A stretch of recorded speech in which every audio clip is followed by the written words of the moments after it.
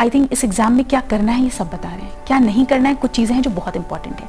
पहली चीज़ जो मुझसे गलती हुई कि सिलेबस को बिना समझे properly I stepped into the preparation, तो ये गलती तो नहीं करनी है। पहले सिलेबस उठाएं, मेंस का बहुत ही डिटेल सिलेबस यूपीएससी ने दिया है, हमें ये देखना चाहिए, उससे ये पता चलता है क्या पढ़ना है।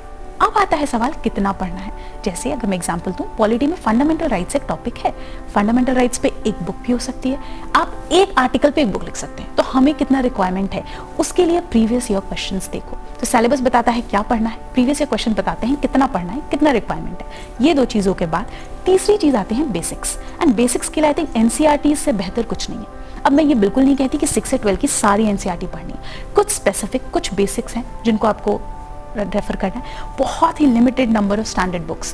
क्योंकि आई थिंक एक मुझसे जो गलती हुई कि वो मैं बहुत सोर्सेस को रेफर करती थी। अब जिस सब्जेक्ट से डर लग रहा है, जैसे हिस्ट्री वीक है, तो हिस्ट्री के लिए मैंने कम से कम 10 किताबें पढ़ ली हैं। आप उसको कंसोलिडेट नहीं कर पाओगे, आप उसको रिवाइज नहीं कर पाओगे, तो अल्टीमेटली इस नॉलेज का कोई यूज नहीं है। तो ये भी मैं कहूँगी कि बहुत ही मिनिमम बुक लिस्ट रखो।